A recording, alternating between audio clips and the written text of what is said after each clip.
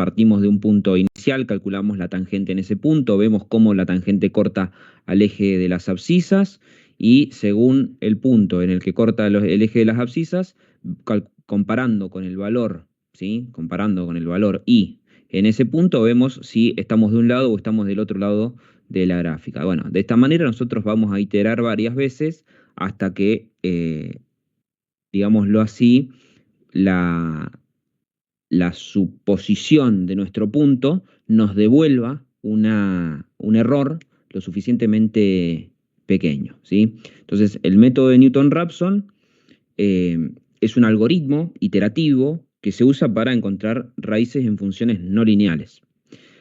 Acá lo aplicamos para determinar la posición en sistemas mecánicos. O sea, nosotros lo vamos a usar, por ejemplo, en el mecanismo de 4 barras, que es un script que ya también vimos, que era el que graficaba. La cinemática en ese mecanismo de 4 barras lo que hace es involucrar ecuaciones no lineales que describen la posición de los distintos eslabones. En este gráfico lo que nosotros tenemos es una función cúbica, ¿sí? Esto es unidimensional, por eso dice determinación de una raíz unidimensional. Esto es el método de Newton-Raphson general, genérico. Es el que probablemente ustedes conocen. Nosotros tenemos una raíz unidimensional, eh, perdón, tenemos una función cúbica que es unidimensional y el objetivo es encontrar el valor de x donde la función se hace cero, es decir, la raíz, es lo que nosotros conocemos como la raíz. En mecánica racional, estas raíces pueden representar ángulos o posiciones puntuales en algún sistema mecánico, ¿sí? Entonces, el algoritmo va a arrancar con una suposición inicial y luego, a través de la pendiente de la función, vamos a obtener una nueva aproximación. O sea, nosotros arrancamos con una aproximación x1, ¿sí? Acá la suposición, fíjense, en este caso es suposición de x1 igual a 1.8, nos da un i1. Entonces, lo que hacemos es calcular, ¿sí? Calcular la pendiente en ese punto de la curva, ¿sí? De esta función, menos x cubo, menos 2x cuadrado, más 50x más 60, calcular la tangente en ese punto y vemos dónde la tangente cruza a la abscisa, ¿sí? Al eje de las abscisas. En el eje de las abscisas nosotros hallamos el punto x2, ¿sí? Eh, en ese punto x2 repetimos el sistema, o sea, repetimos el mecanismo.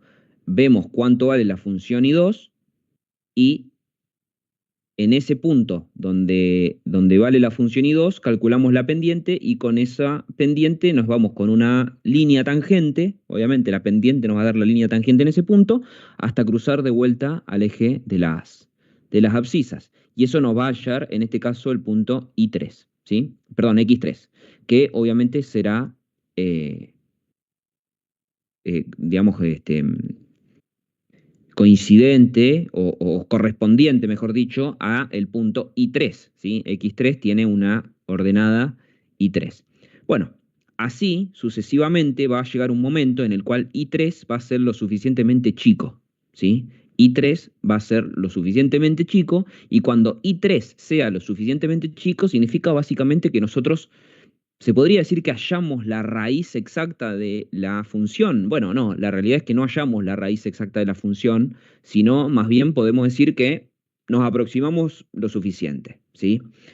En el caso de la izquierda, es un caso ideal, o sea, no es un caso ideal, es lo que sucede la mayoría de las veces cuando nosotros, digámoslo así, arrancamos con una suposición lo suficientemente buena, ¿sí? Cuando nosotros arrancamos con una suposición lo suficientemente buena, suele suceder esto. Em, Terminamos, fíjense, convergiendo, si nosotros arrancamos el método de Newton-Raphson con una suposición de x1 inicial igual a 1.8, terminamos convergiendo a la raíz que está en menos 1,177, ¿sí? ¿Estamos? En el caso B, ¿sí? En el caso que está acá, fíjense que una raíz, digamos, si nosotros hacemos la misma suposición de un punto inicial, pero en vez de 1.8 en 2.5, nos estamos aproximando, ¿sí? Nos estamos aproximando, pero a otra raíz diferente. ¿sí? Está otra raíz diferente. En este caso, por ejemplo, en el sector de gráfica que nosotros tenemos acá, que de hecho, si no me equivoco, son las únicas raíces que tiene esto, tiene tres raíces. Tiene una raíz acá, donde cruza en bueno, es justo esta, menos 7,56. Tiene una raíz acá, que es en menos 1,17, que es la que se halla en este caso, y tiene otra raíz acá, que será, no sé, en un valor de 7 o 8 o 9 o 6 o por ahí, positivos. Bueno, básicamente, lo importante de esto es que, dependiendo de las condiciones iniciales que nosotros pongamos, este punto x1 es el inicio, en este caso, de nuestro método de nuestro método numérico, nuestro método de solución numérica. El punto de inicio termina teniendo digámoslo así, una consecuencia importante en cuál es la raíz puntualmente que nosotros hallamos, porque en ese punto después la tangente nos puede llevar para un lado o nos puede llevar para el otro, ¿sí? Idealmente, el proceso va a converger a una solución, ¿sí? Hay casos donde el proceso puede tranquilamente diverger. Eso no importa, por ahora no nos vamos a enfocar en eso, ustedes ya lo saben, lo conocen, lo vieron en métodos numéricos, no todos los métodos numéricos convergen a una solución. Eh, Hay casos en los cuales pueden tranquilamente no converger a una solución y básicamente no converger a una solución significaría que el valor de I3 para cada iteración, en realidad el valor de I sub n y sub i, como lo llama acá, de cada iteración que nosotros vamos haciendo, este, se va alejando cada vez más del cero o se acerca, se aleja, se acerca, se aleja, o sea, varía constantemente. En este caso, lo que nosotros deberíamos ver si el sistema funciona correctamente, en estos dos casos, tanto el A como el B, ninguno de los dos diverge, ojo con eso. Tanto el caso A como el caso B, ninguno de las dos diverge, los dos son métodos convergentes, los dos están funcionando correctamente, pero en ambos casos lo que se va notando es que I1 es mayor que I2, es más que I2 a su vez es mayor que I3, y I3 a su vez es mayor que I4, o sea, en definitiva, se nos va achicando cada vez más el valor de ese I, ¿sí? Se nos va achicando el valor de ese I. No sé si necesariamente se tiene que ir achicando, me parece, digamos, viendo la gráfica, por lo menos que el valor de I2 obviamente es negativo por la posición en la que está, pero parece ser menor que el valor de I3, así que no sé si necesariamente se tiene que ir achicando, pero sí después de un cierto número de iteraciones uno se tiene que acercar lo suficiente al punto como para que termine divergiendo y eso se termina cumpliendo, ¿sí? Entonces, ¿de qué manera funciona esto? Vamos a ver de qué manera funciona o de qué manera procede el algoritmo.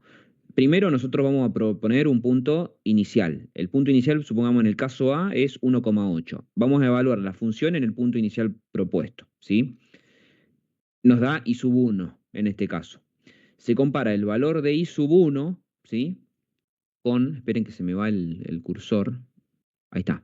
Se compara el valor de I sub 1 con la tolerancia que nosotros seleccionamos. O sea, acá es donde entra en juego el término este de la tolerancia, el concepto de la tolerancia. Si nosotros dijimos que la tolerancia era 0,0001, capaz que justo agarramos un punto inicial donde lo calculamos y I sub 1 vale menos de 0,0001, entonces decimos, bueno, esto se aproxima lo suficiente a cero. En ese caso, ya automáticamente el programa nos debería devolver el programa nos debería devolver que bueno, hallamos una solución, ¿sí? Ahora bien, eso no necesariamente sucede. Esperen, denme un segundo que tengo que resetear el módem. Denme un segundo, pues me está haciendo las luces. Me estoy por quedar sin internet. Denme un segundito.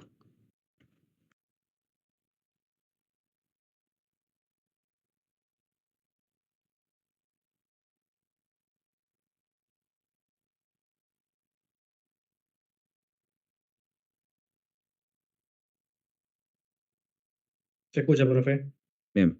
Bueno, entonces, lo que les decía es que lo que nosotros hacemos con esto es proponer un punto inicial, evaluar la función en ese punto, calcular el valor de I sub i con la tolerancia, por ejemplo, 0,0001, ver si se aproxima lo suficientemente a cero. O sea, si el valor de I sub i nos da menor que esto, básicamente ya podemos decir que tenemos una aproximación lo suficientemente buena. Si no, pasamos a lo siguiente. Calculamos la pendiente en x sub i y sub i, en este caso sería x1 y 1, o sea, la pendiente en este punto, con la derivada, ¿sí? Que es la función derivada de f de f, ¿sí? Y con esa pendiente evaluamos la ecuación de la recta tangente para la intersección con i igual a 0, nos va a dar el punto x sub 2, de la pendiente, o sea, de la recta tangente. Y en este x sub 2 hacemos la evaluación y nos da i sub 2.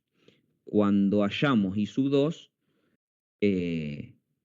esencialmente evaluamos la función en la intersección x sub i más 1, que sería x sub 2 en este caso, utilizamos eso como nuevo valor propuesto y el proceso se repite. O sea, evaluamos i sub 2, si es lo suficientemente chico, lo damos como válido, si no, tiramos una segunda pendiente, sería en este caso, que cruza el eje x.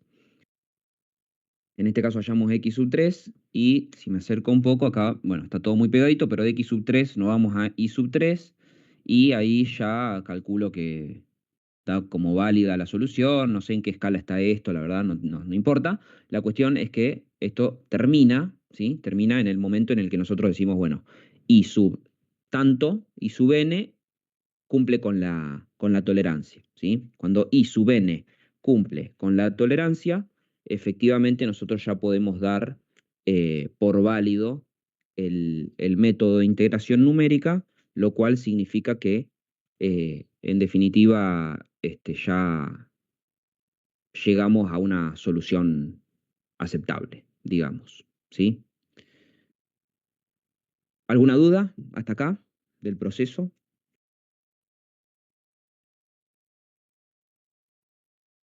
Bueno. Calculo que no. Bueno, el B, digamos, en este caso B no es una solución divergente ni nada, o sea, no es divergente ni nada por el estilo, simplemente es que arrancando con otro punto nos da otra solución. ¿Sí? Esto es para que vean que no siempre las raíces, digamos, las ecuaciones que tienen más de una raíz posible, eh, inicializar el sistema de Newton-Raphson en distintos valores propuestos nos va a dar distintas soluciones posibles. ¿Sí? Bueno. Determinación de raíces multidimensionales. Lo que vimos recién era unidimensional. Ahora pasamos al método de Newton-Raphson, pero en múltiples dimensiones, ¿sí? Esta generalización que nosotros vamos a hacer ahora, porque por eso dice se generaliza la expresión, esta generalización que nosotros vamos a hacer es útil para resolver algunos sistemas mecánicos complejos, ¿sí? Como por ejemplo los que involucran varios grados de libertad, el mecanismo de 4 barras, no sería el caso de un sistema con varios grados de libertad, porque vimos que tiene un solo grado de libertad, pero tienen varias posiciones angulares interrelacionadas, ¿sí? O sea, tiene varias posiciones angulares interrelacionadas. Que tenga un solo grado de libertad, a nosotros solamente nos indica que controlando una variable de entrada, nosotros podemos hallar todas las salidas, pero definitivamente tiene más de una salida interrelacionada. Entonces, generalizamos acá un par de expresiones, ¿sí? O sea, no importa, esta es la expresión más importante, ¿sí? Esta es la impresión más importante.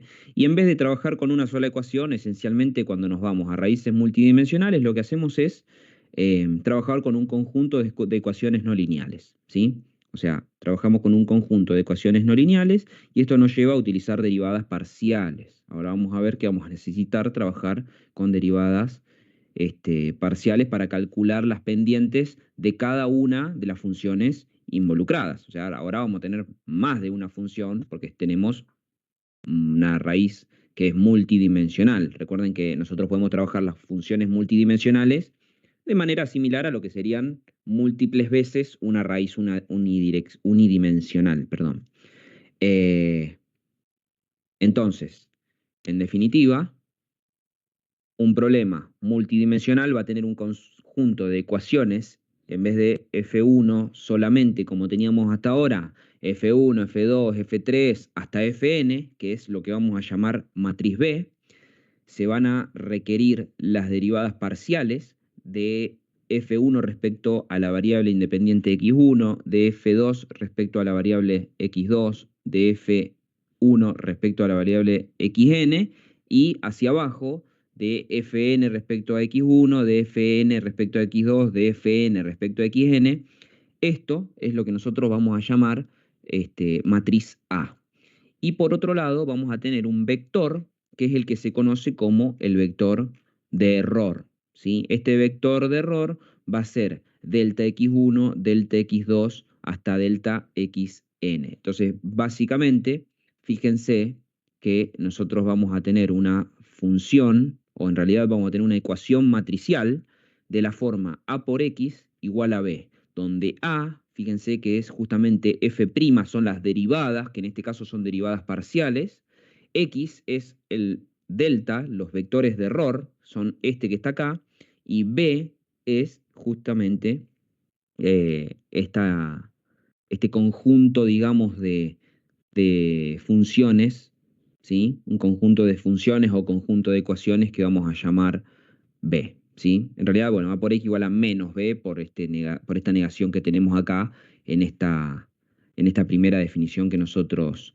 damos. Esta formulación que ustedes ven acá, esto de a por x igual a b, es importantísimo, ¿sí? Es clave en problemas que son multidimensionales de la cinemática, como por ejemplo la solución de ecuaciones en sistemas complejos similares a los que nosotros podemos llegar a trabajar en la materia, ¿sí? O sea, prácticamente todos los sistemas de ecuaciones que nosotros vamos a trabajar en la materia los vamos a poder resolver prácticamente sin ningún tipo de inconveniente utilizando estos sistemas de ecuaciones matriciales, que es lo que vamos a llamar el método de Newton-Raphson, justamente. Esto es el método de Newton-Raphson, ¿sí? ¿Alguna duda?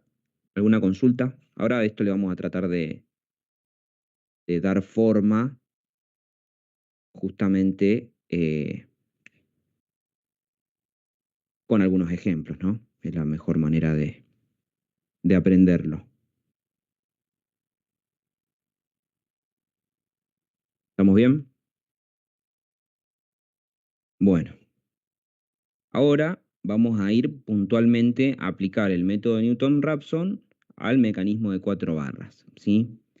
El sistema que nosotros estamos resolviendo involucra a las ecuaciones del lazo vectorial, separadas en la parte real y en la parte imaginaria, o sea, todo lo que nosotros ya vimos la clase pasada, en la cual obteníamos una función f1 y una función f2. En f1 teníamos todo respecto a los cosenos y en f2 teníamos todo respecto a los senos. Esto es ni más ni menos que nuestra función b, perdón, nuestra matriz b, ¿sí? Nuestra matriz b va a ser exactamente eso, ¿sí?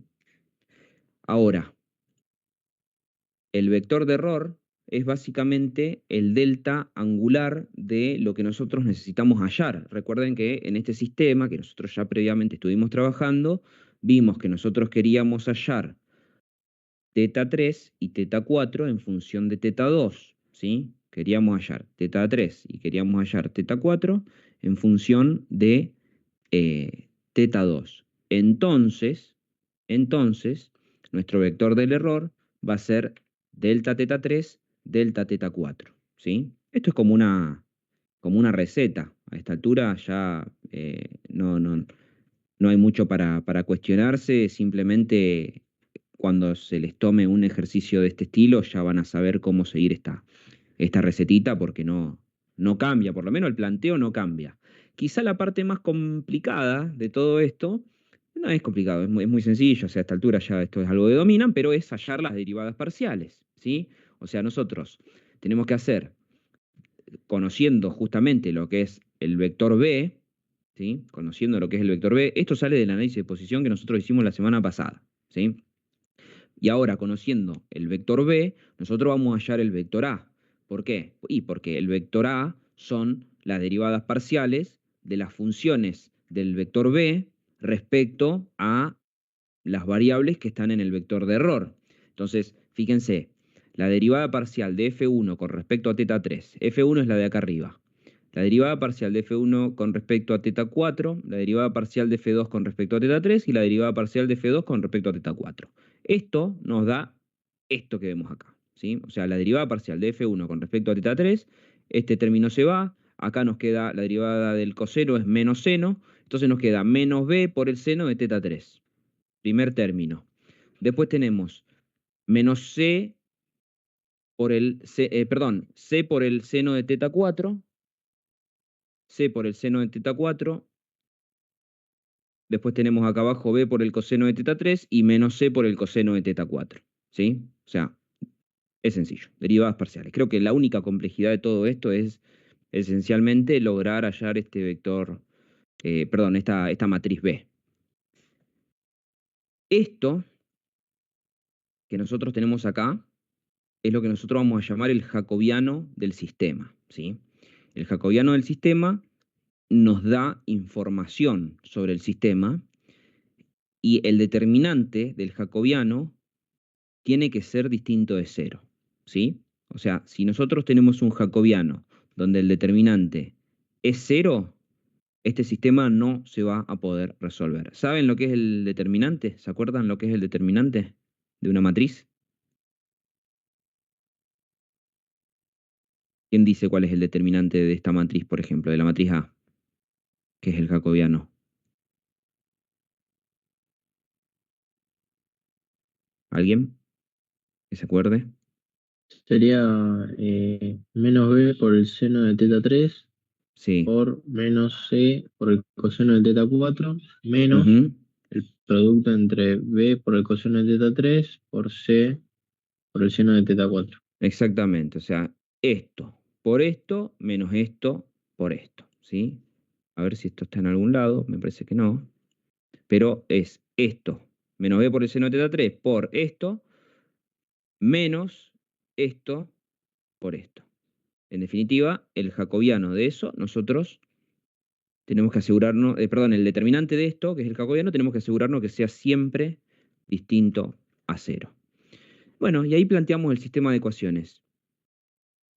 A por X igual a menos B, ¿sí? Esto es la aplicación del método de Newton-Raphson para, en este caso puntual, eh, el mecanismo de 4 barras que nosotros ya estuvimos trabajando hasta ahora. A ver, hasta acá, para que ustedes vayan entrando, digamos, en tema, hasta acá llegamos en un parcial, por ejemplo, ¿sí? Ya vayan sabiéndolo, que va a haber un ejercicio muy similar a esto que estamos viendo, y es justamente hasta donde llegamos en un parcial. En un parcial nosotros le vamos a dar un mecanismo, puede ser de 4 barras o puede ser de más barras, y si es de 4 barras habrá que ver qué configuración tiene, pero en definitiva ese mecanismo ustedes van a tener que hacer el análisis de posición con el método del lazo vectorial, hallar estas ecuaciones o estas funciones F1, F2 y armar, esto es básicamente armar eh, de forma matricial el sistema con la forma A por X igual a menos B, justamente para dejarlo preparado, para dejarlo listo para aplicar el método de Newton-Raphson. O sea, esto, ustedes así como lo ven, hay scripts en MATLAB que directamente ustedes definen la matriz A, la matriz X, la matriz B, y automáticamente se los resuelve. A y B puede tener, y X obviamente pueden tener las dimensiones que a ustedes se les ocurran, ¿sí? O sea, obviamente tienen que tener dimensiones coherentes, ¿no? Las tres matrices, porque acuérdense cómo es el producto, el producto de entre dos matrices. Pero en definitiva, eh, esto puede ser un sistema con muchísima más cantidad de elementos y ya lo vamos a ver más adelante. Quédense tranquilos, vamos a ver jacobianos y vamos a ver implementaciones matriciales, digamos, de sistemas mecánicos que son bastante más complejos que esto que estamos viendo acá. Pero bueno, esta es una primera implementación. Eh, lo que nosotros vamos a hacer ahora, que no sé si vale mucho la pena porque yo ya ya medio que les tiré el spoiler, es tratar de entender de qué manera esto lo implementamos en MATLAB. Entonces nosotros vamos a definir las longitudes de las barras, vamos a definir ángulos iniciales. Obviamente tenemos que definir los jacobianos, ¿sí? Fíjense que define la matriz B, que está acá. Define la matriz A, jacobiano del sistema, ¿sí? Y define el vector X como A sobre menos B, ¿sí? Define teta 3, define teta 4, etcétera, y calcula hace un contador de iteraciones. Acá calculamos esto que tiene que ver con la tolerancia que nosotros le damos, y en definitiva esto es lo que nos termina dando esta animación que nosotros ya vimos la clase pasada, ¿sí? Esto es el script del método de Newton-Raphson que nosotros ya previamente vimos y que de hecho es el otro script que tengo por acá guardado, que es este, ¿sí? Es exactamente esto. Si nosotros esto lo corremos,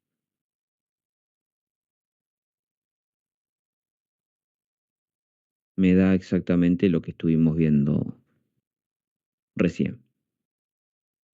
Obviamente con la versatilidad de poder jugar un poco con la longitud de la biela, del balancín, digamos, esto lo llama manivela, biela, balancín, ¿sí? Pero es un mecanismo de 4 barras común y corriente. Nosotros acá jugamos un poco con esto, jugamos con los ángulos iniciales y demás, y podemos comenzar con la simulación en la primera parte, y después esta segunda parte que dice animación del mecanismo se encarga de, bueno, es un script que se encarga de armar toda esta animación que tenemos acá, ¿sí? Pero bueno, lo importante de esto es que ustedes sepan que esta forma matricial de A por X igual a menos B, esto se les va a pedir en un examen, ¿sí? Ya vayan sabiéndolo, se les va a dar un mecanismo de alguna cantidad de barras, probablemente 4, pero con alguna pequeña vuelta de tuerca, ¿sí? Y se les va a pedir que lo analicen, que le hagan el análisis de posición. Obviamente todo esto es contenido del primer parcial, ¿no? Eh, Después veremos más adelante que a partir del análisis de posición hacemos el análisis de aceleraciones y de velocidades y análisis dinámico y demás. Pero a partir de esta primera aproximación que hacemos con el lazo vectorial, vamos a poder resolver A por X igual a menos B, siempre que tengamos una computadora con MATLAB a mano, pero por lo menos vamos a poder dejar esto planteado con las derivadas parciales, o sea, con la matriz A, que es la matriz jacobiana, y demás. O sea, hasta acá llega el alcance de lo que va a ser un ejercicio de parcial. Ahora, en el trabajo práctico de la materia, o sea, cuando tengan que resolver el TP, por ejemplo, em, ahí ya es muy probable, bueno, muy probable no, van a tener que implementar el método de Newton-Raphson. Pero el TP lo vamos a dejar para verlo la próxima clase de práctica, ¿sí? Ahora ustedes seguramente la semana que viene van a tener una clase de teoría, y la otra, es muy probable que ya hagamos una clase de práctica. El laboratorio de informática de la Escuela de Mecánica está pronto a ser terminado. Estuvo, no sé si vieron, pero últimamente, pero se trasladó a la planta baja, se reubicaron las computadoras, y estaba ahí en proceso de reconfigurar todo. Así que seguramente ya dentro de 15 días podamos hacer una clase de práctica ahí, y la idea es en ese momento ya aprovechar para introducir el, el trabajo práctico, ¿sí? Ahí, en el trabajo práctico, sí se les va a pedir que hagan una implementación utilizando MATLAB. Les quería mostrar, es medio molesto, pero hace un tiempo había armado esta planilla, ¿sí? Había armado esta planilla de Excel. Se las voy a dejar ahí subida por si quieren jugar un poco con esto. Em, Esta planilla de Excel es básicamente una planilla donde ustedes pueden ir haciendo a mano, ¿sí? A mano pueden ir haciendo iteraciones del método de Newton-Raphson, ¿sí? Eh, Básicamente ustedes tienen este sistema de ecuaciones no lineales de 2 por 2, donde las ecuaciones son exactamente las que venimos trabajando hasta ahora. A por el coseno de teta 2 más B por el coseno de teta 3 menos C por el coseno de teta 4 menos D igual a 0. Y A por el seno de teta 2 más B por el seno de teta 3 menos C por el seno de teta 4 igual a 0 son literalmente las dos ecuaciones que rigen al mecanismo de 4 barras, ¿sí? Literal. Em, entonces, esta planillita de Excel está pensada para que ustedes propongan un valor A, B, C y D, un valor de teta 3 y teta 4 iniciales, ¿sí? Acá ustedes recuerden que tienen que proponer un valor, o sea, teta 3 y teta 4, acuérdense que ahora son donde nosotros queremos hallar la raíz, ¿sí? O sea, nosotros queremos hallar la raíz, que en definitiva sería hallar el delta teta 3 y el delta teta 4 lo más cercano a cero posible, ¿sí? Con teta 2 igual a 0 grados, con teta 2 igual a 0 grados, esto nosotros lo podemos calcular todo numéricamente. Vamos a hacer un clear y un CLC. Nosotros esto lo podemos calcular todo numéricamente. Con un teta 2 igual a 0 grados, fijamos esto, con un teta 2 igual a 0 grados. Ah, bueno, acá tenemos un problema porque estamos calculando las posiciones. Pero según Newton-Raphson, a ver, eh, teta 1, delta teta 2, teta 1, teta...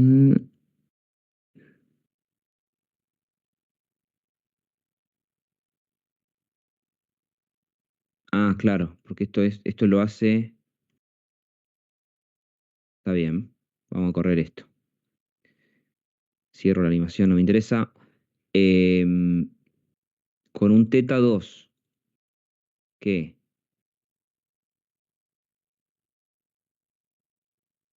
Ahí va. Teta 2 que arranca en 0 grados. Teta 3 arranca en 106,60 grados. Y teta 4 arranca en 131,81. ¿Sí? ¿Qué significa esto? Estos son los dos ángulos que tienen teta 3 y teta 4 cuando teta 2 está inicializado. En este sistema, como nosotros lo armamos, inicializa en 0 porque es un contador desde 0, básicamente. Porque arranca teta 2 igual a m menos 1 y m se inicializa en 1. Entonces teta 2 igual a 0. Teta 3 arranca en, ya me olvidé, teta 3 arranca en 106,6, teta 4 arranca en 131,81. Fíjense lo que pasa si yo acá propongo un 106,6 y un 131,81 era. Bueno, si yo acá propongo lo que ya me dio el script de MATLAB, que obviamente es muchísimo más exacto que esto, ¿sí? Si yo acá propongo esto, fíjense los delta que me da con una sola iteración, ¿sí? Con una sola iteración me da un delta teta 3 y un delta teta 4 que están en el orden de 10 a la menos 5 y de 10 a la menos 6. O sea, dos valores muy chiquititos. ¿Por qué? Y básicamente porque estoy inicializando el script con un teta 4 inicial y con un teta 3 inicial tan cercanos al valor donde realmente hay una raíz, que ya en una sola iteración, bueno, no sé si esto satisface o no em, mi condición de fin del método numérico, pero definitivamente estamos en una condición bastante favorable. Fíjense que si yo arranco en 100 grados y en 120, bueno, tengo un delta teta 3 y un delta teta 4 así, ¿no? Bueno, ¿qué hay que hacer con esto? O sea, ¿cómo funciona eso? ¿Cómo funciona esta...? Se los voy a explicar. Esto lo armé hace un tiempo ya. Se los voy a explicar porque se las voy a dejar subido por si quieren jugar un poquito con esto y terminar de entender cómo funciona. Básicamente, ustedes acá proponen cuánto vale A, B, C y D, o sea, las condiciones geométricas, cuánto vale teta 2, obviamente. Esto no es un método tan automatizado como este script de MATLAB. Este Newton Raphson de 4 barras lo calcula para los 360 grados de teta 2. O sea, hace un montón de cálculos por cada iteración, ¿sí? Bueno, esto no. Básicamente, esto solamente, este Excel solamente les va a servir para calcularlo para un valor para un valor fijo de teta 2 que ustedes acá no lo tienen que ir tocando. Si ustedes tocan este valor de teta 2 en el medio de ir completando esta planilla, básicamente están complicados, ¿sí? O sea, se les va a cambiar todo. Este teta 2 no lo tocan, este teta 2 en radianes es una conversión, este teta 3 y este teta 4 son sus aproximaciones iniciales, estas son las condiciones geométricas, y este teta 3 en radianes y este teta 4 en radianes son conversiones del valor que ustedes ponen acá en grados, ¿sí? Entonces, ¿cómo funciona eso? Bueno, toma estos dos valores de teta 3 y de teta 4 en radianes, ¿sí? Porque hace la conversión, entonces toma esos valores en radianes, calcula el jacobiano inverso, lo multiplica por el vector menos f, o sea, hace la evaluación de la función, ¿sí? Hace la evaluación de la función. De hecho, la evaluación de la función la hace acá y acá, con este valor y este valor, ¿sí? Y después calcula, utilizando toda esta información, el delta teta 3 y el delta teta 4. Con este delta teta 3 y este delta teta 4, se viene para acá. O sea, esto le suma esto y se viene para acá.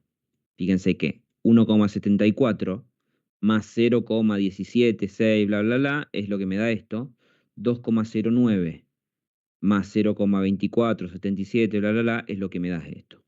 Entonces acá, en definitiva, yo acá lo que tengo que hacer es replicar el cálculo de F1 acá abajo para que utilice este teta 3 en radianes y F2 lo mismo, o sea, F1 y F2 replicarlo acá abajo para que utilice estos dos, ¿sí?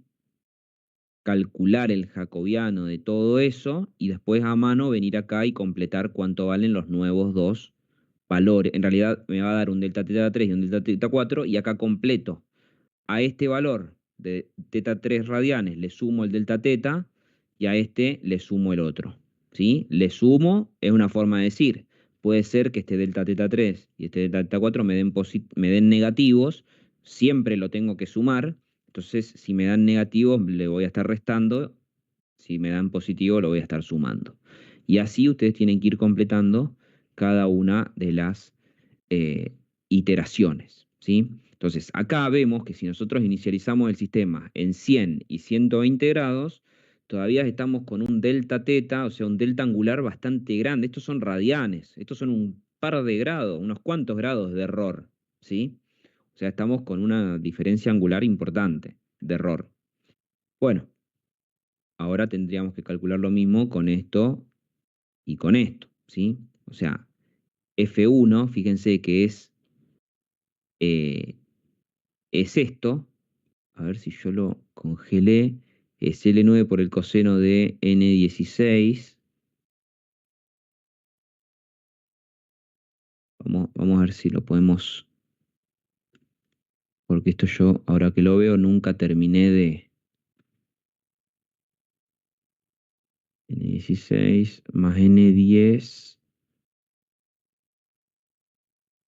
eh, N16. Todo lo que es N tiene que ir con pesos.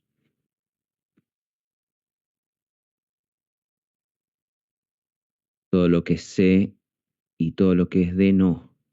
Porque eso es lo que nosotros queremos que vaya variando cuando ahora tiremos para abajo la función. Esto no debería cambiarme nada, pero ahora si yo tiro esto para abajo, y tiro esto para abajo,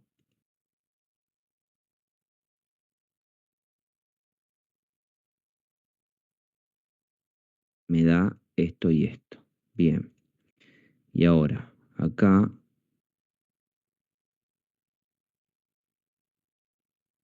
esto yo tendría que actualizarlo. Bueno, el tema es que, claro, esto no está muy bien pensado, digamos, como para hacer las iteraciones. Yo tendría que copiar esto, pegarlo y hacer el jacobiano de la iteración 2 a mano, ¿sí? O sea, vamos a intentar hacerlo. Vamos a pegar esto por acá y vamos a hacer el jacobiano de la iteración 1 es esto,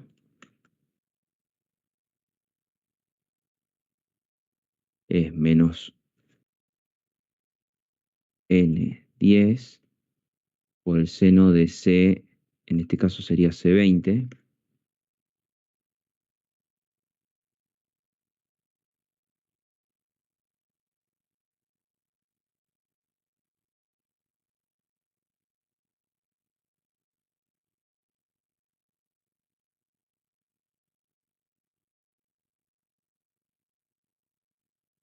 a ver si funciona. Menos n10 por el seno de c20. ¿Por qué me da 0?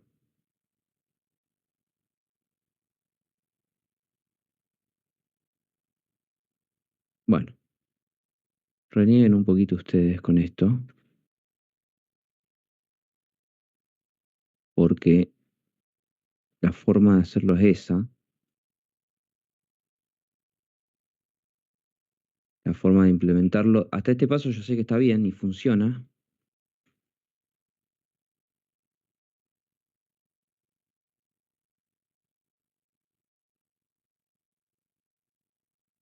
Una referencia circular en algún libro abierto, pero no se puede realizar una lista con las referencias que la causan. Bueno, lo voy a revisar, que nunca lo terminé de armar a este script. Este paso sí sé que está bien. En definitiva, por lo menos esta primera iteración, una sola iteración funciona. Tendrían que repetir esto de jacobiano varias veces si lo quieren hacer bien. Pero fíjense que lo que importa de esto es que cuanto ustedes más se acerquen a, con el teta 3 y teta 4 a las posiciones reales que ya sabemos que vale esto, o por lo menos, bueno, no sé si real es la palabra porque no tenemos nunca una solución exacta, pero lo que por lo menos el método automatizado nos dio, este delta teta va a ser cada vez más cercano. Por ejemplo, sabíamos que esto era 106, algo, si vamos a 105, fíjense, obviamente que no sirve de nada que uno se acerque y el otro no. Como esto funciona, el jacobiano depende de las dos variables, es importante que con las dos nos vayamos acercando. Fíjense que llevando esto a 105 ya ni siquiera es que el delta teta 3 baja tanto, pero cuando el delta teta 4 lo llevamos sí a 130, ahí sí baja considerablemente todo, y si lo llevamos a 131, que es bastante parecido, baja más, y esto si lo llevamos a 106 ya también baja bastante, ¿sí? Y la solución habíamos visto que era 106,6 y 131,81, ¿sí? Y vimos que si acá ya le ponemos el coma 6, bueno, no es punto, es coma, y el 130, bueno, acá ya se achica un montón, y el 131,81 ya termina de hacer que esto tenga esa notación científica, digamos, del orden de 10 a la menos 6. O sea, un error muy chiquitito, ¿sí? Muy chiquitito de delta. O sea, básicamente lo que nos está diciendo, fíjense, acá lo vemos, es que el, con la iteración 1, que es el valor propuesto, la iteración 2 nos propone que calculemos con lo que es prácticamente el mismo valor, ¿sí? Es prácticamente el mismo valor, ¿sí? Fíjense que no cambia. Literalmente, hasta las primeras 4 o 5 decimales después de la coma, el valor es exactamente el mismo. Si acá nos vamos más cerca todavía, porque tenemos la posibilidad en MATLAB de sacar más información, 1,06, no, 106,6015, esto va a dar más chico todavía. 6015 y esto es como 81,03.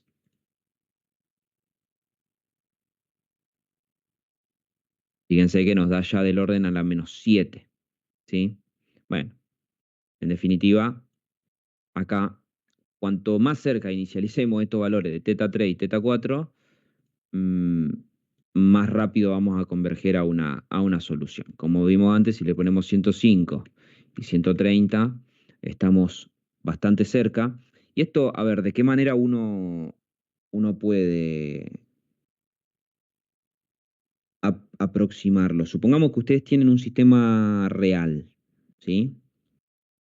Supongamos que ustedes tienen un sistema real que están queriendo estudiar un poco. ¿De qué manera se les ocurre que propondrían un teta 3 y un teta 4, por ejemplo? Porque acá nosotros ya sabemos más o menos cuál es la solución, 106 y pico, 131 y pico, entonces bueno, sabemos que le tiramos 105, 130 y arranca el sistema y termina dando bien. Pero supongamos que no contamos con nada de toda esa información. ¿De qué manera ustedes dirían, bueno, a ver, voy a arrancar con este valor a ver qué onda? Y si el sistema es real, podríamos medir algunos ángulos, que sea aproximado, Exactamente. y arrancar con eso. Sí, si el sistema es real, ustedes pueden arrancar midiendo algo, ¿sí? Lo que sea, o sea, miden. Eso es lo que tiene, digamos, de ventaja el hacer análisis de sistemas físicos que sean reales. Podemos arrancar con una foto, aunque sea, o sea, ver la posición del sistema en algún punto determinado y con una imagen, bueno, decir, bueno, a ver, yo voy a suponer que arranco con este valor. Eh, entonces, lo que importa con esto no poner valores ridículos, ¿sí? Eso es lo que importa, porque el sistema puede diverger muy feo si nosotros le ponemos un valor ridículo. A ver, el ángulo, nosotros sabemos que es 106 y 130. Si nosotros le ponemos 100 y 120, dentro de todo nos da un error grande, pero la segunda iteración que hagamos ya se va a acercar más y la tercera más, o sea, es un método que converge. Si nosotros le ponemos 50 y 20, ¿sí? Que es un valor completamente ridículo, fíjense que estos delta de acá nos tiran un valor, ¿sí? Que ya está divergiendo. Esto está divergiendo completamente. O sea, de 0,87. Nosotros sabemos que esto era 105 y 131, más o menos. Nosotros sabemos que los valores a los que tenemos que llegar son estos, ¿sí? 1,86 y 2,3. Bueno, si nosotros acá le ponemos 50 y le ponemos 20, la segunda iteración, en vez de acercarnos a los valores a donde queremos llegar, nos están alejando. O sea, de valores que por lo menos eran positivos, nos están tirando valores negativos. Ojo, ya lo vimos antes, cuando vimos la diapositiva del método de Newton-Raphson, que podía pasar que primero nos alejemos un poco para después terminar acercándonos. Habría que hacer un par de iteraciones más, a ver qué pasa. Qué sé yo, capaz que acá en este método de Newton-Raphson, donde nosotros podemos, fíjense que acá estamos inicializando teta 3 en 120 y teta 4 en 130, ¿sí? O sea, a uno lo estamos pasando y a uno le estamos arrancando por defecto. O sea, uno por exceso, uno por defecto. Esto funciona. Se les... De curioso, vamos a ver qué pasa si nosotros hacemos lo mismo que hicimos recién. Si nosotros inicializamos teta 3 en 50 y el otro en 20 y corremos, el método iterativo diverge. ¿Vieron? Bueno, esto es una de las cosas que puede pasar. Y esto pasa cuando nosotros no observamos el sistema. O sea, esto no pasa si nosotros por lo menos tenemos una foto del sistema, una instantánea del sistema, y podemos estimar, o sea, no es necesario pegarle a los 130, pero saber que está en el orden de los 110, 120, 140, 150, ¿sí? O sea, 50 ya está muy lejos, pero capaz que decimos, bueno, a ver, 90 y 150, ahí va, corremos y funciona. Ojo, seguramente esto le costó más al método, nosotros no lo vemos porque son todos cálculos instantáneos, pero esta condición inicial les aseguro que le costó bastante más al método porque estamos bastante más lejos de los valores que van. Pero si nos alejamos mucho, acuérdense que puede pasar esto, ¿sí? Mecanismo ilícito, método iterativo, diverge.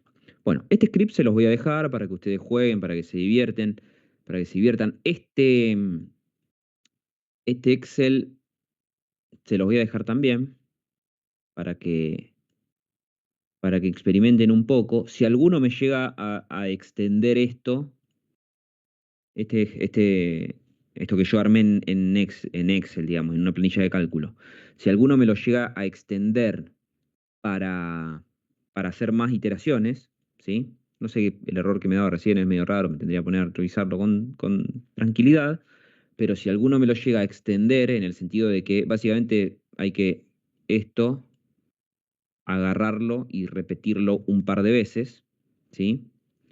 Si me lo llegan a extender este,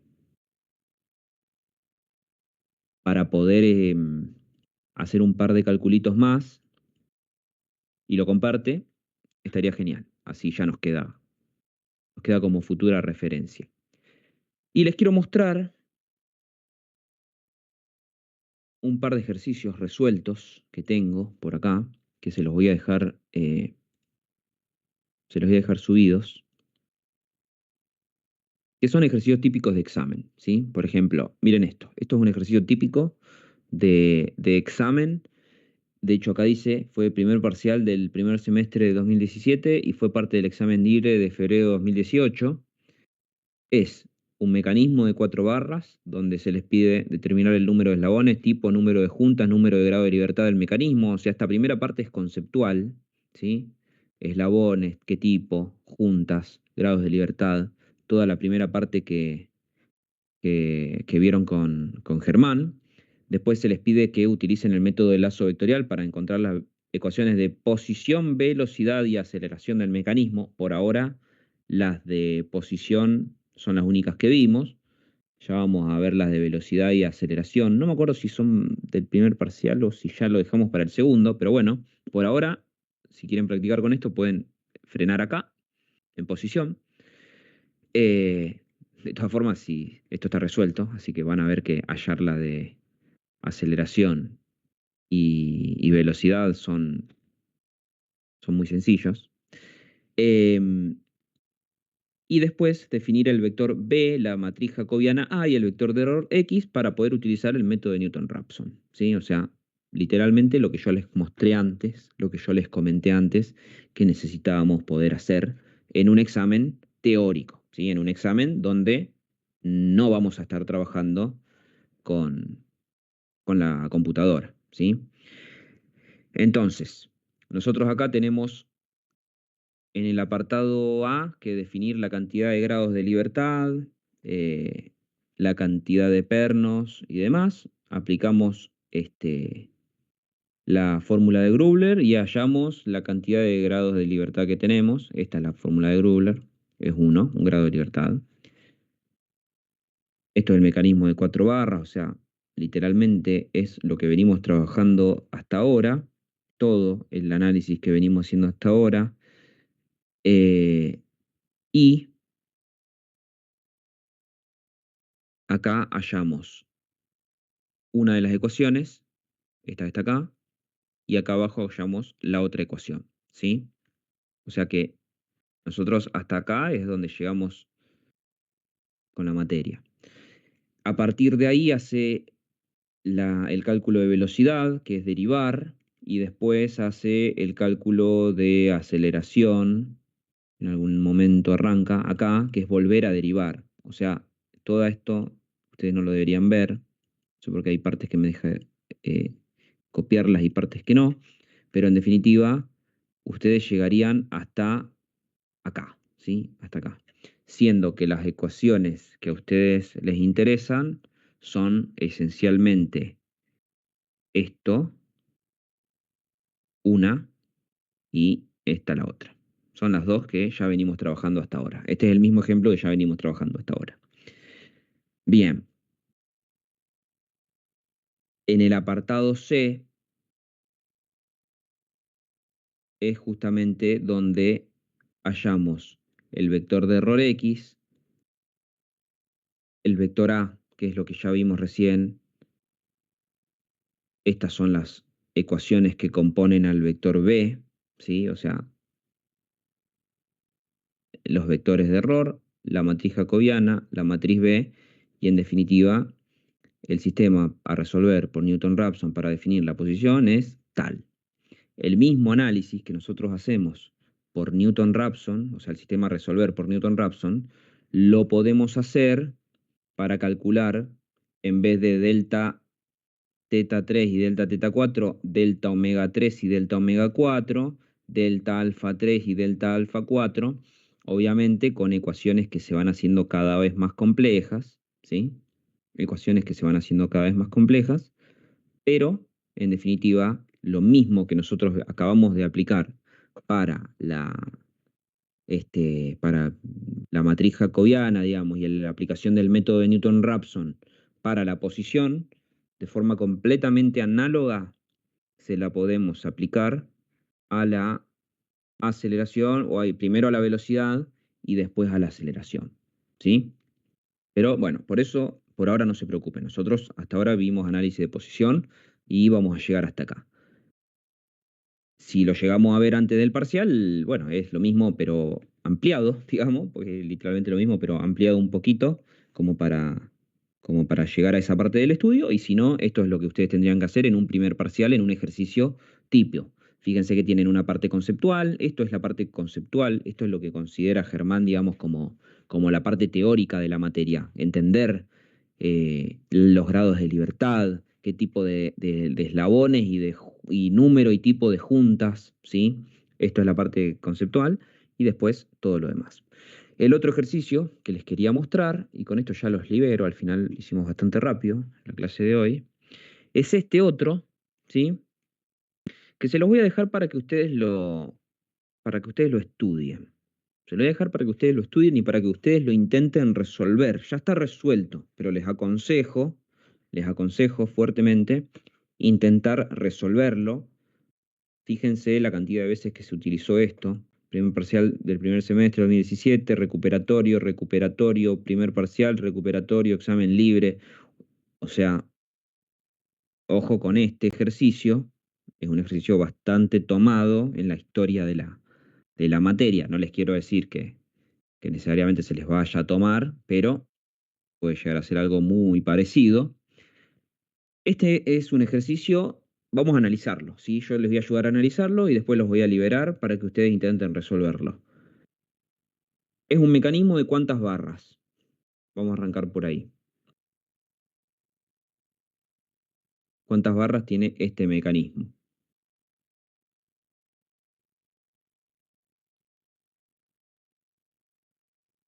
¿Qué dicen?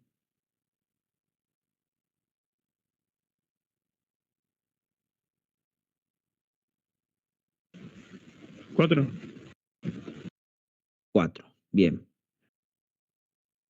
Es un mecanismo de 4 barras, es un mecanismo que tiene juntas de pasador, pero es un mecanismo donde uno de los eslabones es una corredera, ¿sí? El hecho de que uno de los eslabones sea una corredera significa que la posición en el eje Y de este punto B que nosotros tenemos acá es fija, ¿sí? Está a una posición, a una coordenada Y fija, es decir, que este eslabón se puede deslizar para adelante o para atrás, ¿sí? Para adelante o para atrás. Eso significa esencialmente que acá nosotros vamos a cambiar una variable de control por otra variable de control. ¿Por qué? Porque el ángulo θ3 sigue siendo un ángulo variable, porque dependiendo de la posición de esta masa o de esta corredera, digamos, de este bloque, dependiendo de la posición que tenga, el ángulo θ3 va a modificarse. Pero el ángulo θ4, cuando nosotros planteamos este sistema, el ángulo θ4 es fijo, es 90 grados. Esto está siempre vertical. Siempre que ustedes tengan un, un vínculo deslizante, como esto que tenemos acá, que es un contacto superficial, ustedes van a tener un eslabón que es bien normal a la superficie, ¿sí? Entonces, significa que este vínculo de acá, en realidad, este vector posición que tenemos acá, está siempre a 90 grados. Pero si θ4 está siempre a 90 grados, de repente ya no es más una variable dependiente. Nosotros acá, la variable independiente sigue siendo θ2, ¿sí? Es nuestro eslabón motriz es el O2A, o en realidad AO2. Entonces, esto es nuestra variable dependiente, el θ3 y el θ4, pero que de repente en este sistema el θ4 es fijo y vale 90 grados. Entonces, ¿a ustedes les parece que en este sistema se nos simplifican las cosas y de repente es todo más fácil porque pasamos a solamente tener que controlar θ3? ¿Qué me dicen?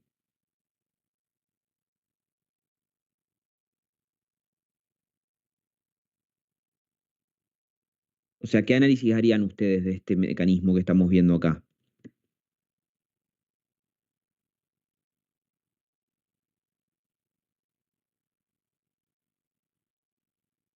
Bueno, se los voy a decir solamente para que se den cuenta, digamos, de qué se trata, pero no lo vamos a resolver, se los voy a dejar para que lo vean ustedes. Ahora cuando cortemos me aseguro que esto esté subido en el campus, debe estar subido, pero esencialmente no es tan simple como decir, bueno, θ4 es 90, entonces solamente tengo una variable dependiente, porque ahora nos aparece una nueva variable que es D. ¿Se acuerdan? D, que es la longitud del eslabón 0. Bueno, la longitud, o del eslabón 1 en realidad, la longitud del eslabón 1 en el mecanismo anterior es fija, vale D, pero el ángulo varía y es una variable dependiente. Acá el ángulo es fijo, ¿sí? ¿Por qué? Porque tenemos una junta deslizante, ¿sí? Esto se desliza de un lado para el otro. Entonces el ángulo es fijo, esto vale 90 grados, pero no significa que simplemente eliminamos una variable dependiente, sino que ahora nuestras dos variables dependientes pasan a ser el ángulo θ3 y la longitud d, que es básicamente la posición de la corredera. Entonces, en este ejercicio, esto y esto son las dos variables dependientes y esta, θ2, al igual que en el ejercicio anterior, es la variable independiente, que es la variable de entrada, ¿sí? O sea que en el jacobiano, cuando ustedes, en realidad no en el jacobiano, sino en el análisis después de la parte matricial para aplicar el método de Newton-Raphson, ustedes van a tener un delta θ3 y un delta d, ¿sí? Como vectores de error. Y en definitiva, eso es lo que ustedes van a querer calcular.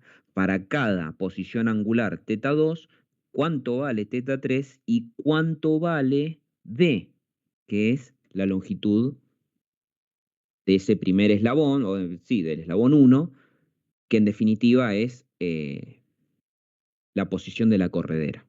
¿Sí? ¿Se entiende? O sea, básicamente acá estamos hablando de un mecanismo de 4 barras, donde las 4 barras no tienen longitud constante. Hay una barra que no tiene longitud constante. Y eso es justamente esta D, que es una variable. Después, A minúscula, B minúscula y C minúscula, que son lo que miden esto, esto y esto, es constante. El ángulo θ4 es constante. El ángulo este de acá también es constante. O sea, esto ya sabemos que es horizontal. pero el ángulo θ2 no es constante, es una entrada, el ángulo θ3 no es constante, es una variable dependiente, y la posición de la corredera D tampoco es constante, también es una posición, perdón, también es una variable dependiente. ¿Se entiende? O sea, se entiende, no sé si decirle la dificultad, pero la vuelta de tuerca que tiene este ejercicio. Si ustedes entienden esto, es básicamente el mismo análisis que hicimos antes, pero ahora ya saben qué tienen que considerar constante y qué tienen que considerar variable. O sea, esto ya no lo consideran como una variable y esto ya no lo consideran como una constante. Y plantean todo lo mismo que ya conocen, ¿sí? No lo quiero spoilear. Traten de resolverlo primero, antes de pasar a la solución, traten de ver si les sale, y si se traban con algo, bueno, ya lo tienen acá resuelto más abajo. Incluso la velocidad y la aceleración, incluidos las aplicaciones de Newton-Raphson para las velocidades y las aceleraciones. ¿Sí? El ejercicio, como verán, es exactamente el mismo. Primero, la parte conceptual de número de eslabones, tipo, número de junta, bla, bla, bla. Esto es típico, digamos, estos tres enunciados son típicos. Lo que les va a cambiar es el sistema este de acá arriba. Después el lazo vectorial y después definir el vector B, la matriz jacobiana y el vector de error. ¿Estamos? Sí, ¿Se por ahí anima? lo que es un poco más complicado es entender cómo funciona el mecanismo. Yo no me había dado cuenta cómo funcionaba hasta que nos lo explicó. Bueno, esto es Solamente básicamente... por verlo, no. Solamente por verlo no te das cuenta, porque No, parece que, digamos, es como que uno tiene el chip de que esto va a estar fijo porque claro, esto está quieto, esto está, bueno, pero no, resulta que esto es una corredera, o sea, este sistema representa lo que mecánicamente es una corredera, que también es un mecanismo de 4 barras, o sea, fíjense que el mecanismo de 4 barras está en todos lados, eh, y lo que ustedes tienen que saber en este tipo de casos es que de repente, al ser esto una corredera, esto efectivamente tiene la posibilidad de moverse para adelante y para atrás, y que esto tenga la posibilidad de moverse para adelante y para atrás, obligadamente significa que el ángulo de, perdón, la longitud de este eslabón 1, que tiene longitud D minúscula, es la convención que nosotros le damos siempre a ese eslabón que es el que corresponde a la bancada, es una longitud variable. Entonces, a ver, les voy a tirar un pequeñísimo spoiler. Cuando nos venimos a el jacobiano, acá, vamos para la posición, fíjense, delta, θ3 y delta D. Esas son nuestras dos variables dependientes. Esto está mal, fíjense, las variables desconocidas son los ángulos θ2 y θ3 y θ4. Bueno, esto está copiado claramente de algún ejercicio anterior, porque acá las variables desconocidas no son θ3 y θ4, son θ3 y D, ¿sí? O sea, este textito de arriba está copiado de otro, pero lo que importa es esto que está acá abajo, ¿sí? Entonces, acá lo mismo, se repite, y después tenemos velocidad angular y velocidad lineal, y tenemos aceleración angular y aceleración lineal, ¿sí? Es la única complejidad que tiene este ejercicio. Pero se los dejo, intenten resolverlo, y la semana que viene me cuentan a ver cómo anduvo, ¿sí? Yo se los voy a dejar subido en el campus. ¿Les parece? bueno, profe. Bueno, eso es todo por hoy. Ya la clase que viene, si no me equivoco, ya van a tener nuevamente teoría. Y la otra vamos a tratar de, si está el laboratorio listo, meter una clase presencial de práctica y hacer la intro al trabajo práctico. Profe, Sí, decime. ¿se sabe cuándo es el parcial? No, pero si quieren les puedo averiguar y les mando el anuncio en estos días. Lo hablo con Bueno, Germán a ver si él tiene alguna fecha estimada. buenísimo. ¿Sí? Bueno, chicos, cualquier duda, cualquier consulta, me escriben. ¿Sí? Intenten resolver esto y la semana que viene nos vemos y nos hablamos. Dale, profe, genial. Bueno, les Nos mando un vemos. abrazo grande, que tengan buena semana. Igualmente. Nos vemos. Chau, chau. Profe.